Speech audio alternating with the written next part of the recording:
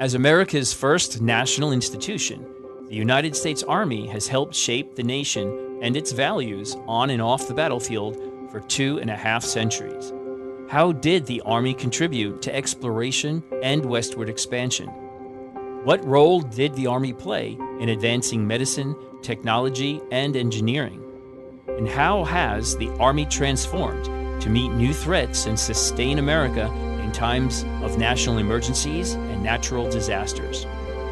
For answers to these questions and more Army history insights, stay tuned.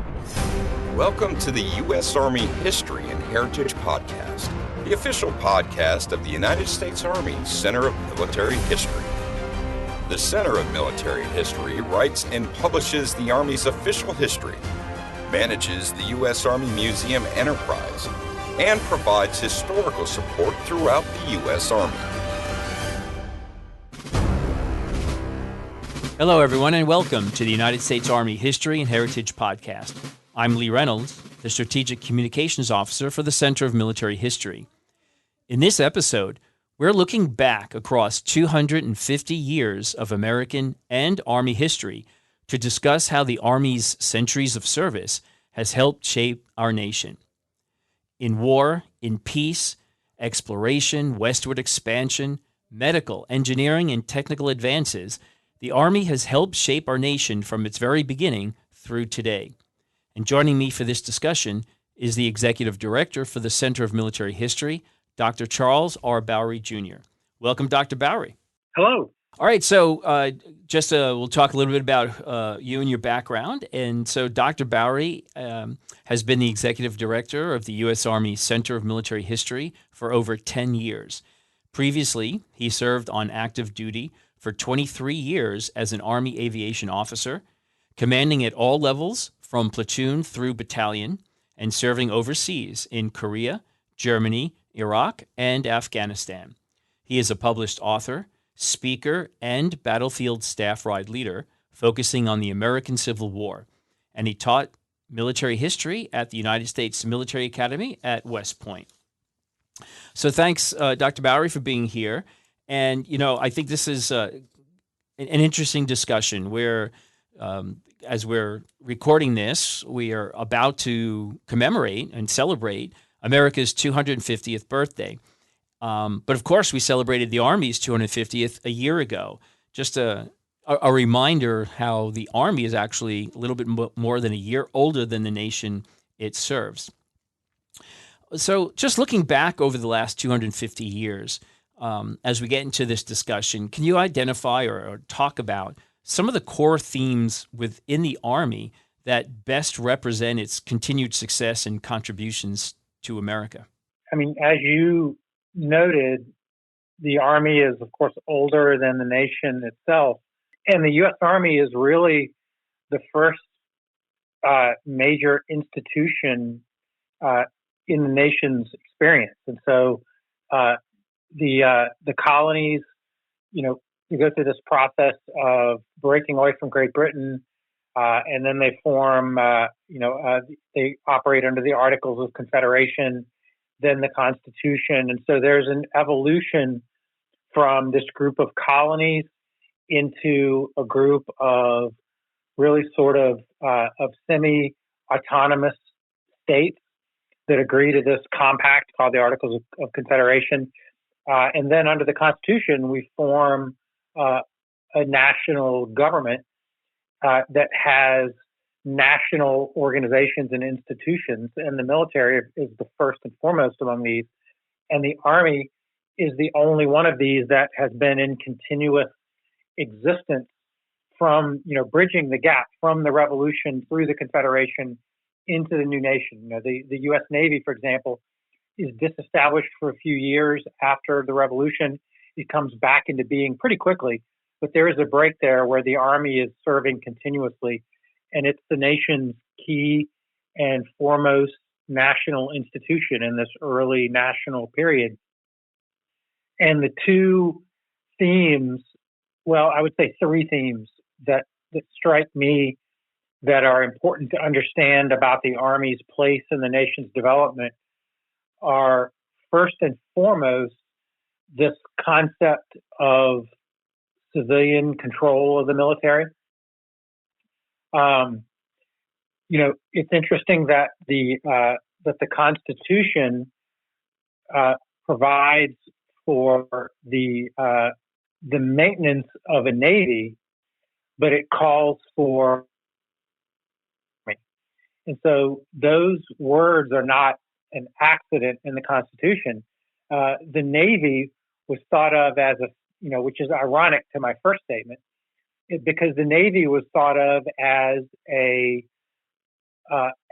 definitely as a standing institution that was necessary for national survival and commerce, where an army was thought of as an institution that was raised for a specific purpose, for a specific sort of emergency.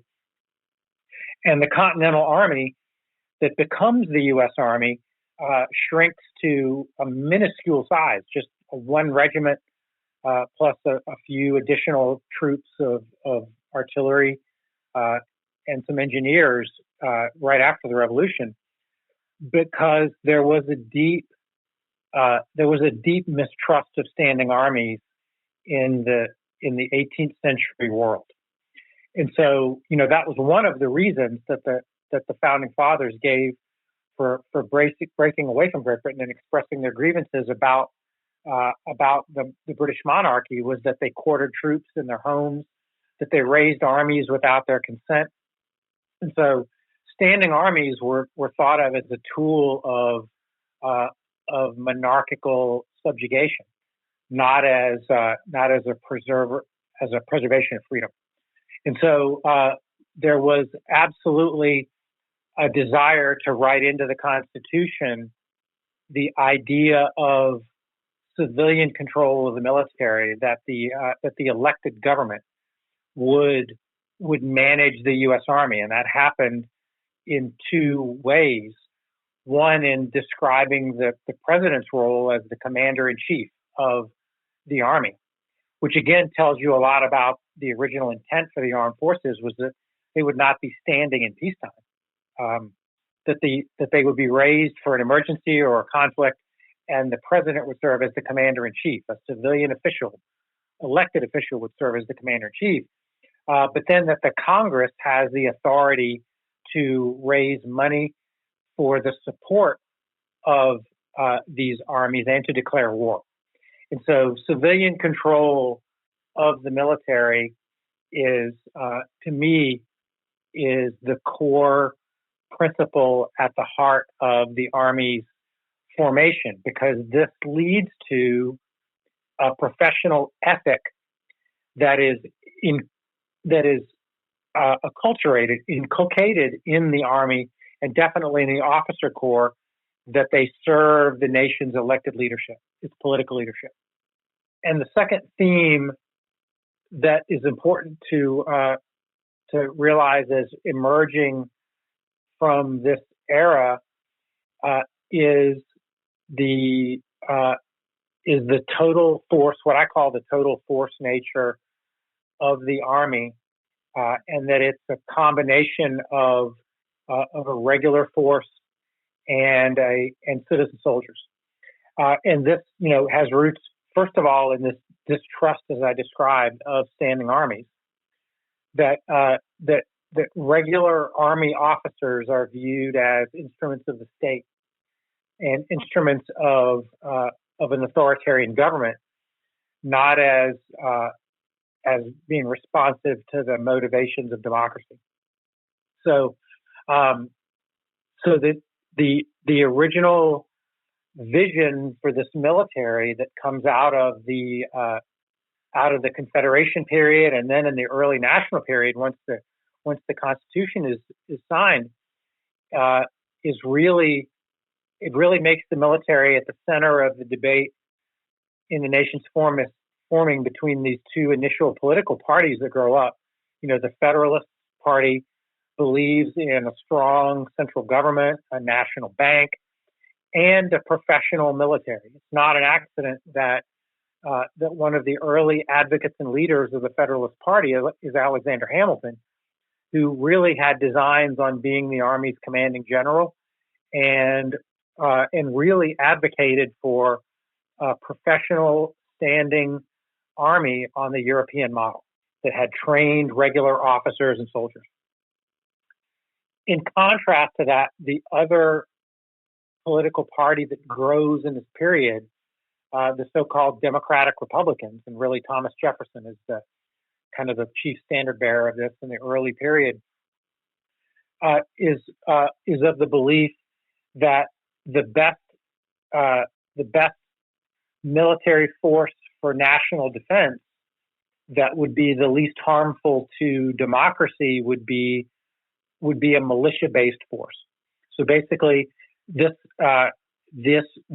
political bloc in America believes, these are competing understandings of how the revolution was actually won as a war, and that the Federalists and these people believe in standing armies saw the Continental Army under George Washington as the force that decided the war, because they stood up to the British and they defeated them in open combat.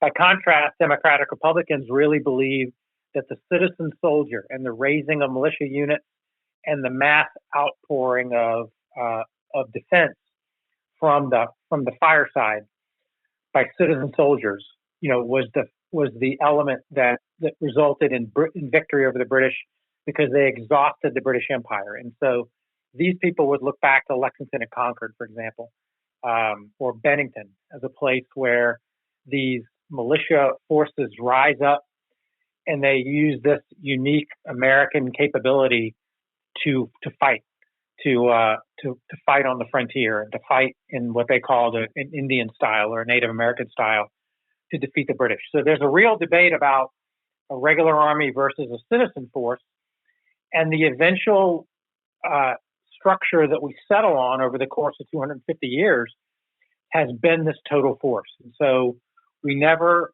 engage in any conflict now without all of these three components of the military: the regular army or the active army, the National Guard, and the Army Reserve.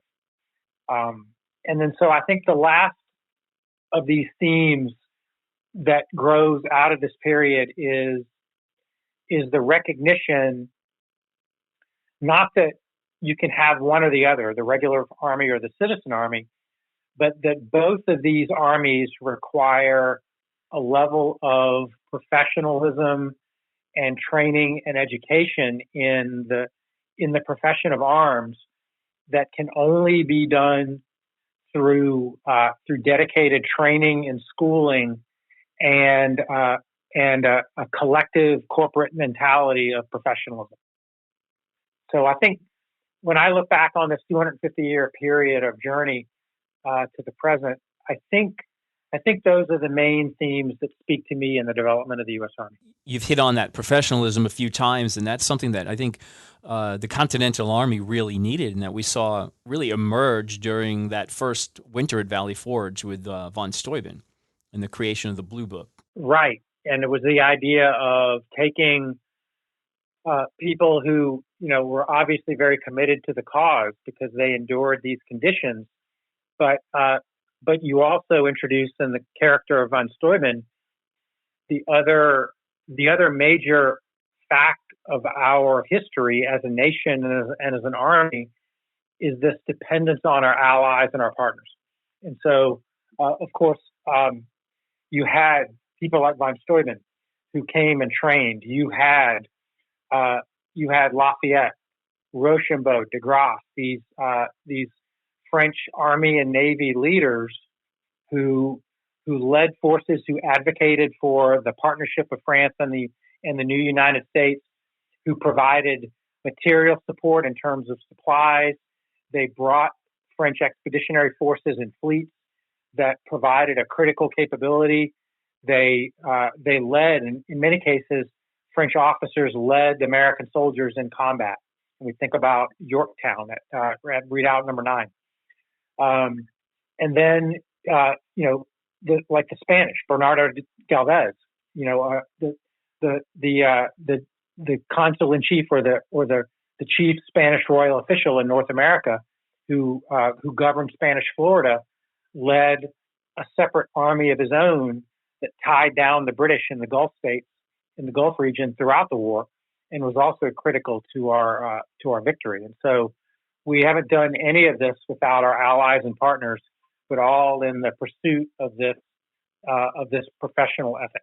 Right, and then moving forward, or actually still looking back a little bit. So when we do talk about how the Army shaped America, we really have to go back to the Revolutionary War, because without the Army, there is no United States of America. So can you talk just a little bit about what was the Army's essential role in winning the war and establishing the United States? Well, yeah, I mean, at the heart of it, this was a war. This was a military conflict between a group of rebellious colonies and the world's largest military and imperial power, Great Britain, at the time. And so the idea that this group of colonies could band together and defeat Great Britain was incomprehensible. Certainly at the start. And so the critical role of what becomes the U.S. Army cannot be underestimated in this. And it's a product of the service and sacrifice of all of these men and many women who supported and joined the Continental Army, They served in militia units that supported it. But it was all in the service of really, as I see it, one essential man, and that was George Washington. And so we, of course, celebrate George Washington as our first president. He established so many of the precedents and the ideas and the ideals of the nation as a whole. But he began that journey as the commanding general of the Continental Army. And so, he was first and foremost a military commander who was able to understand the strengths and limitations of his force. He was able to understand the motivations of the citizen soldiers and the people of the different colonies and states. He was able to band them together in a common purpose. He was able to identify talent in leaders who he made his subordinate commanders. He was able to enforce discipline and standards.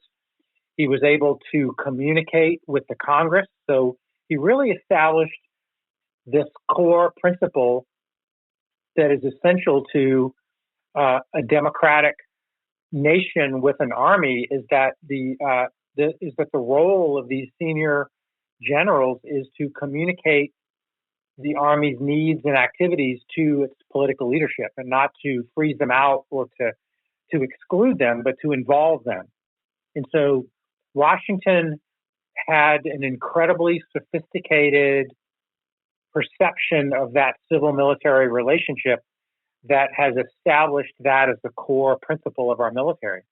And one of the greatest examples of this, in a moment that really preserved the revolution and set us on this course of proper civil-military relations, is told in a great exhibit in our National Army Museum, and it's in a theater in the Army and Society Gallery, and it talks about the Newburgh Conspiracy.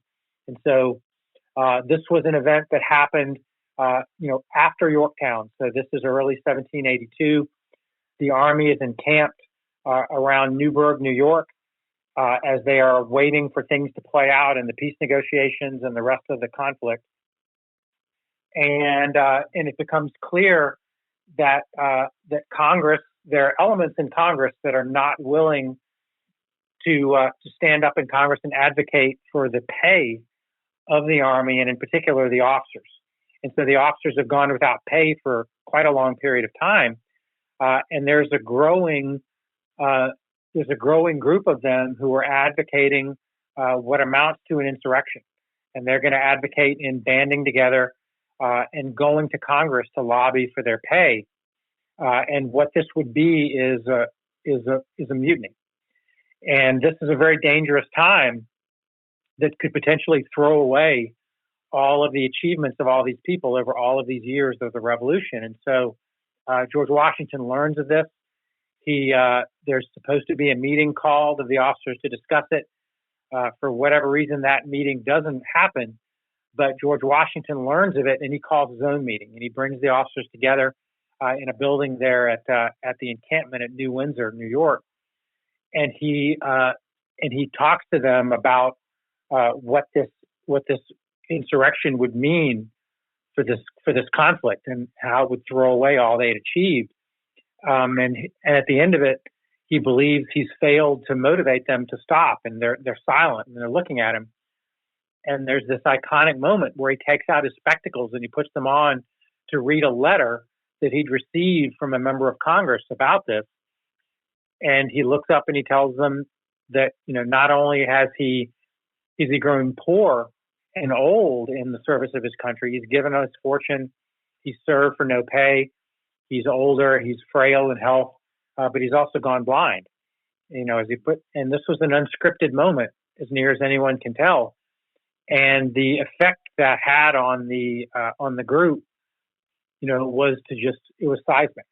And they looked at themselves, and there were audible gasps in the room at the thought of this. And this controversy melted away, and they went on toward settlement and victory and reunion. So I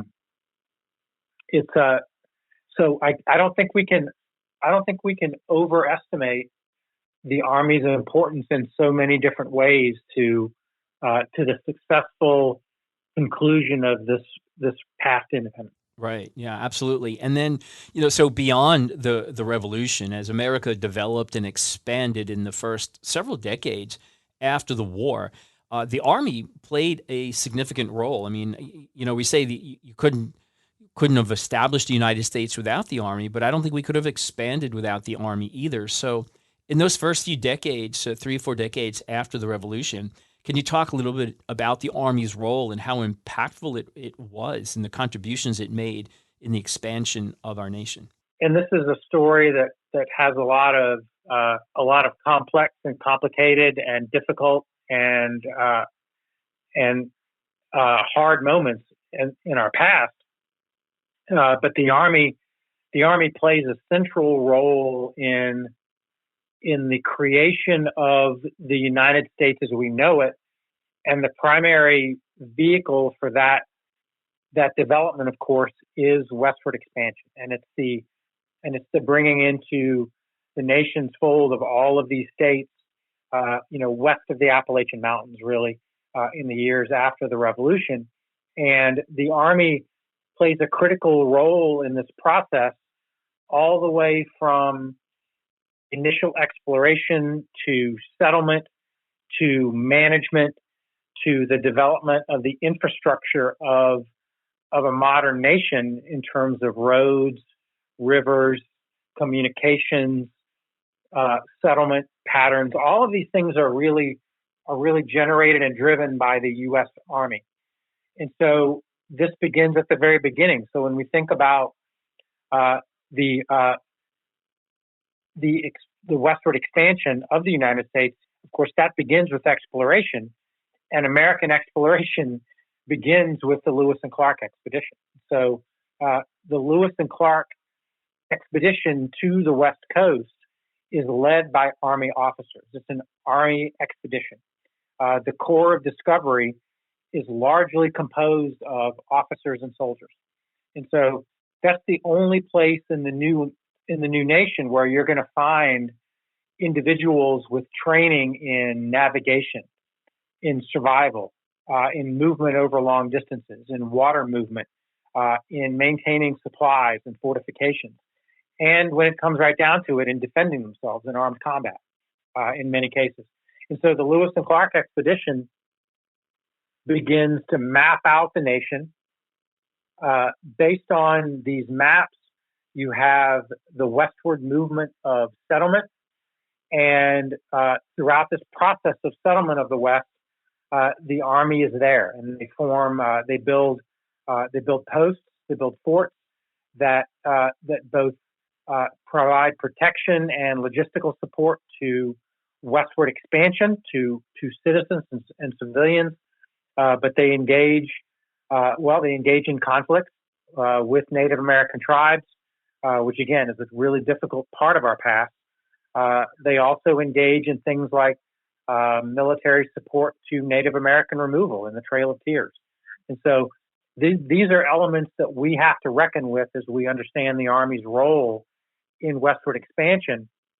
But the bottom line is that none of this expansion occurs without the infrastructure, the expertise, and the resources that the Army brings in the West.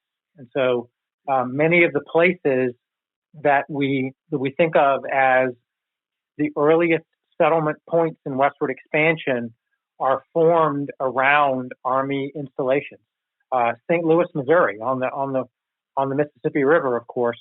There's an early Army installation there. Jefferson Barracks is formed in St. Louis. And so that's a jumping off point for military forces in westward expansion. Then you move steadily westward, Fort Leavenworth, Kansas, Fort Huachuca, Arizona. And many places in between are these Army posts that support westward expansion. And I was going to say, you think of things like Pikes Peak. We had the Pike expedition, Army-led expedition also.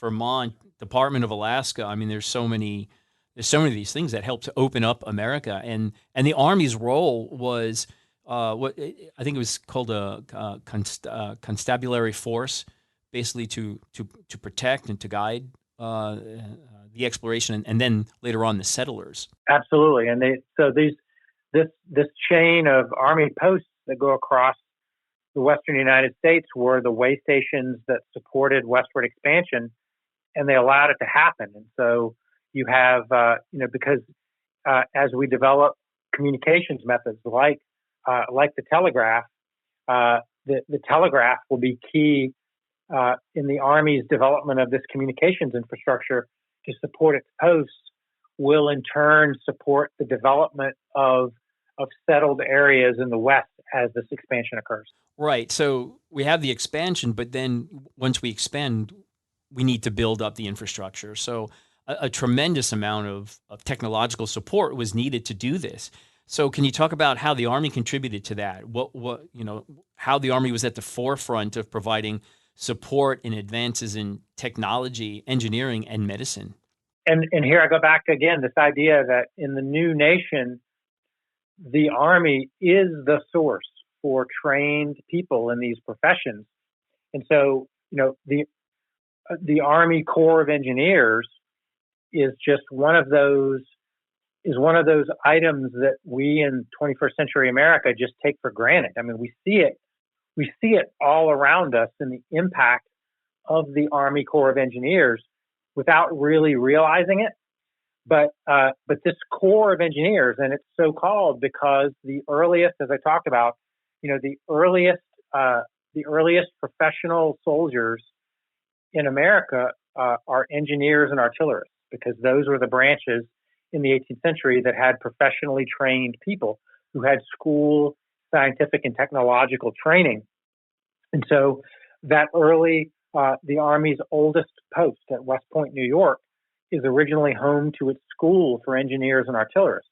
And from this grows this Corps of Engineers that will provide much of the engineering expertise that lays out and maps the growing nation through the 19th century. And so Army engineers are the ones who lay out roads. They survey them, they lay them out. They in many cases, they build fortifications and posts that are the nucleus of urban areas that grow up around them.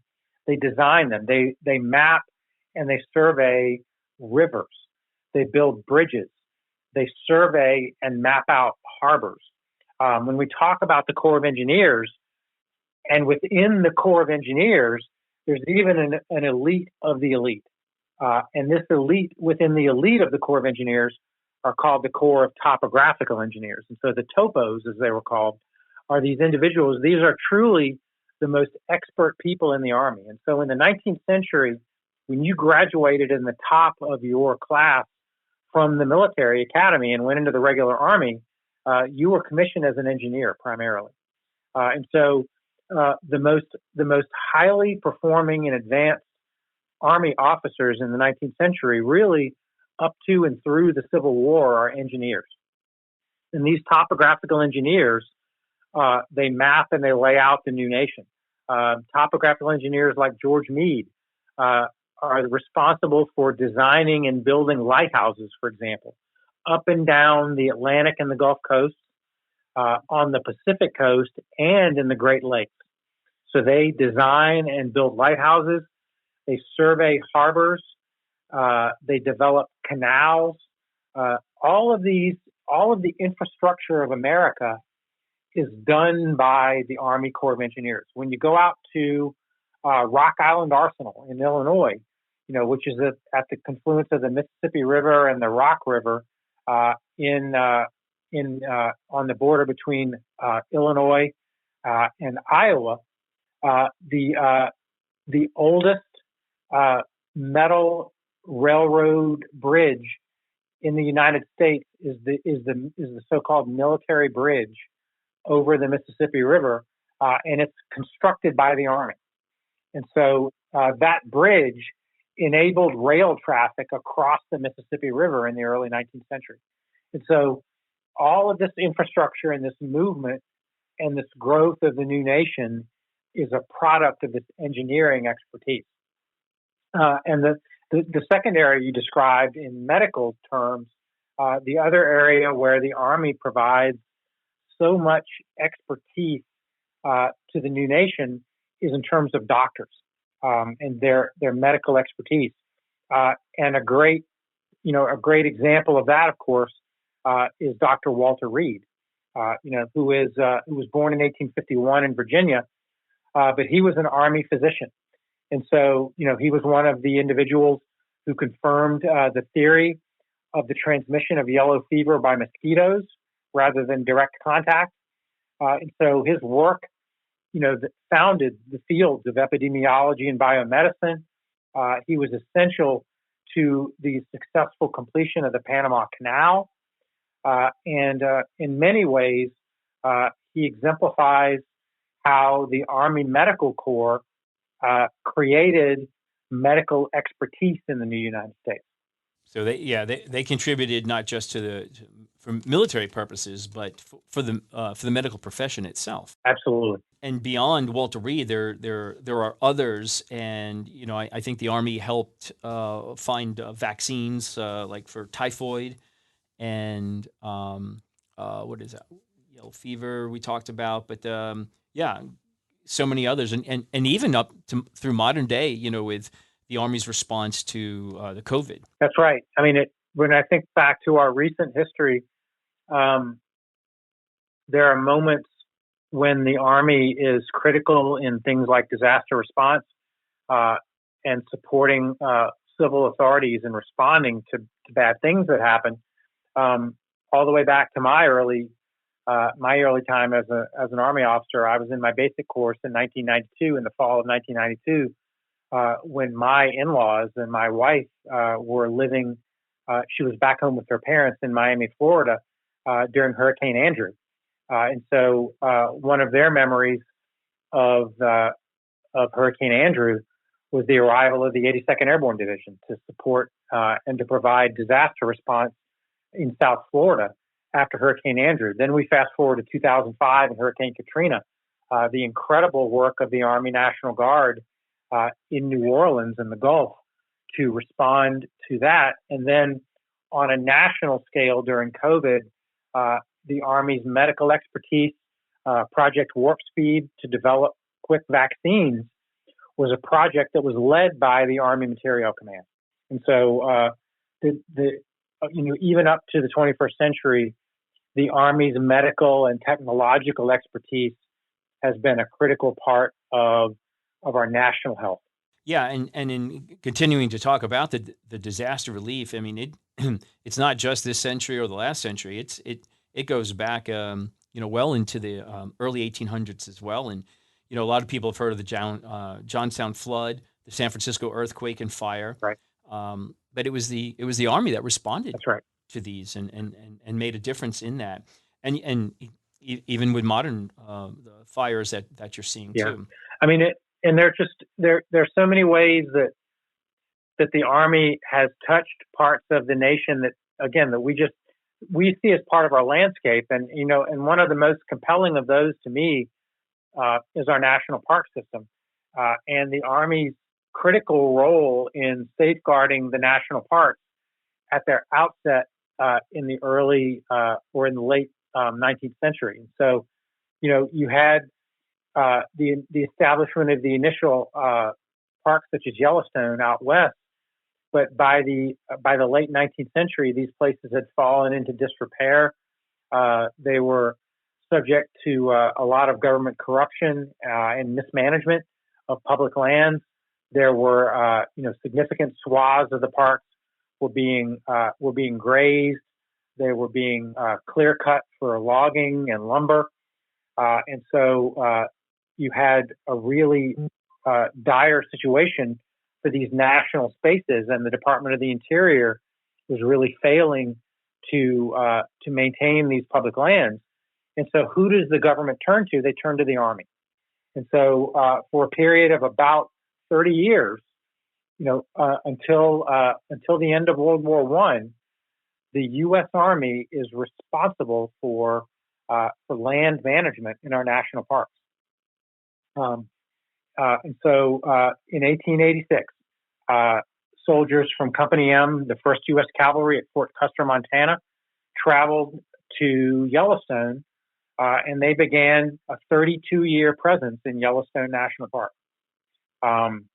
For a 2-year period, much of the force that provided this land management was composed of the Buffalo Soldiers. And so the 9th and 10th U.S. Cavalry, the African-American regular Army units, provided much of the park management force for a period of several years in the late 1880s. Yeah, and by doing this, the Army really put itself out there, and they were the go-to resource for the Interior Department to use, because not only Yellowstone, but you had Yosemite, Sequoia National Park. So the Army was really playing that role as the administrator for all of these parks. And then even after World War I, another great example of how the Army made a direct impact on the daily life of the nation was in the development of transcontinental transport and roadways, and this was modeled by the Army's transcontinental motor convoys. And so, one of the key technological advances that armies used to move around the battlefield in World War I was the truck. And so the Army had developed these so-called Liberty trucks. Again, one of them, which you can see in the Army and Society Gallery and at the National Museum. But these Liberty trucks demonstrated long-range transport of people and supplies. And as the nation expanded in the early 20th century, it became really essential that we develop a better interstate highway system. And so in order to demonstrate the need to have federal maintenance of roads, both for military purposes, but also for civil use, the Army arranged to conduct a transcontinental truck convoy. And this truck convoy drove 3,000 miles. They departed from Washington, D.C. on July 7th, 1919, and they arrived in Oakland, California on September 6th. They had 24 officers, 15 observers from the War Department, including a really famous young officer who'd become much more famous later on. Brevet Lieutenant Colonel Dwight D. Eisenhower was one of the observers of the convoy, and 258 enlisted men. And so they drove their convoy across the nation. But this was a moment of national awareness of the Army as they traveled through these areas across the country. But they also highlighted the need to maintain paved roads because the convoy, as they moved across the country, they had to they broke and had to repair 88 different wooden bridges. And practically all of the roadways over which they traveled from Illinois to Nevada were unpaved. And so This causes the trucks to break down, so they had to stop and fix them. But all of this highlighted to Congress and to the nation the need to maintain infrastructure. Take that to the next step. Once we're in the Depression, we have the Civilian Conservation Corps, who were created to do a lot of these public works projects. But the Army played a key role, I think, in training and supporting this as well. Yeah, they sure did. And so the Civilian Conservation Corps was one of Roosevelt's New Deal programs to get people to work. But it took a military organizational construct and it applied it to these large labor projects, which were designed really for the improvement of local areas, but for beautification, for construction. And so they took infrastructure projects that needed doing around the country, and they assigned people who signed up to work in these CCC units. They assigned them to Army officers, and until the mobilization began for World War II, this was really a primary role of the Army in the early years of the Depression, was to manage these CCC camps and units around the country. And they did a lot of work for the nation during that time. Yeah, and as I talked about, how the Army has helped shape America, this is just another one of those great examples of literally shaping the country. I want to talk a little bit also about some of the other technological advancements that the Army has been at the forefront of, computers, rocketry, things like that. Can you address some of those things? Sure. I mean, in the areas of sort of communications and technology, particularly from World War II on, the Army has been a critical generator and creator and user of the technologies that these are things that are a part of our daily lives and environments that we take for granted, but that the Army really developed. And the first of these, in the immediate aftermath of World War II, is the rocket technology that drives the space program. It drives the development of satellites and communication satellites. And so the rocket program is an Army program. And we go back to places today like White Sands Missile Range in New Mexico, which were Army projects at Redstone Arsenal in Alabama, Huntsville. This was an Army installation, still is today. But all of these were projects driven by the Army, and the technology that we used for the rocket program has infused practically every other aspect of our modern lives. The development of computer technology, particularly in the areas like navigation, like GPS, the sea change that occurred in the way we did everything was evident in Army technology. When I became an Army aviation officer in 1993, the way I navigated in a helicopter was with a map and a pencil. But within two or 3 years, as I joined the Army, in my first advanced aircraft, the Apache A model helicopter, it had a Doppler navigation system. So, we think about Doppler radar and its uses in weather forecasting. Well, we used Doppler radar in the early version of the Apache for navigation. And so that moves on to, in the immediate aftermath of Desert Storm, we begin to develop GPS technology, global positioning system, which uses satellite navigation. And so all of these capabilities were first developed, envisioned, and proved by the Army.